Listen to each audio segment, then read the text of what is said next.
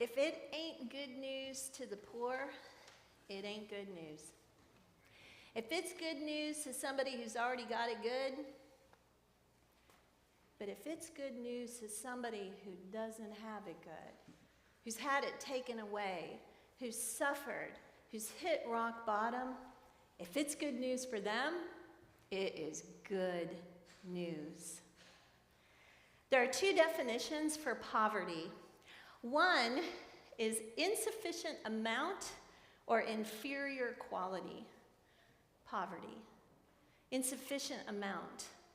Food, education, housing.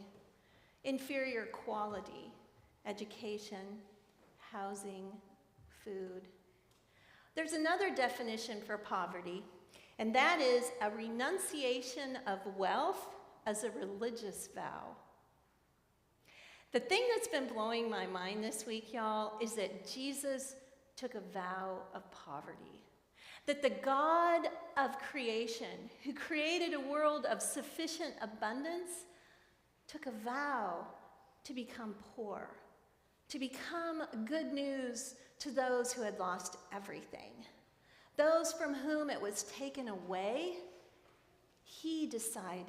God decided in the person of Jesus to give it back. To give it back. And so Jesus came among us and gave it back, infectiously healing people, infectiously building community around him so that 5,000 people decided to share what little they had, and everybody got fed. The miracle of God's presence among and including giving life and hope and power and restoration, giving it back. Because so much has been taken away. And we do it to each other. But God said, I'm giving it back. In the person of Jesus Christ, in his ministry from the moment he was born in a feed trough to the moment he died because he could have become powerful and rich and influential, and instead he chose to be in solidarity with those who have had the ultimate taken away. Death. To be in solidarity with the criminals, solidarity with the ones we don't even want to think about. We don't want to give them any grace. Jesus gave it back. Death between two criminals. Death between people who also had been profoundly oppressed and destroyed by the culture, by the religion, by the world. He gave it back. And what's been the most amazing thing to me, you all, I have never thought about this before. You might have, so don't, you might be like, whatever. But to me, this is incredible because in the story of Mark, it's the oldest resurrection story. And our gospel reading kind of brings in some supplemental stuff that was added later. But in the original text of Mark, scholars see it as the last thing that happens is they run away. Those women run away. And they don't tell anybody. They're scared. They're shocked. They don't know what to do with it. We know what happens later. But when they get to that tomb, they don't know what to expect. Jesus, who died for the one poverty we're all going to also experience. We might be completely happy, healthy, have a beautiful life, but something's going to be taken away, and it's our lives. It's our bodies as we know them. And Jesus experienced that. But then something happens afterwards. And these women go to the tomb, and he's gone. He's gone. God, who has died and resurrected, isn't even in the story. These women who are marginalized, they can't really be witnesses at the time, they also have experienced loss of status and dignity. Go to the tomb. He's not there. There is a guy in a robe sitting on a rock, and he says he's not here, he's risen.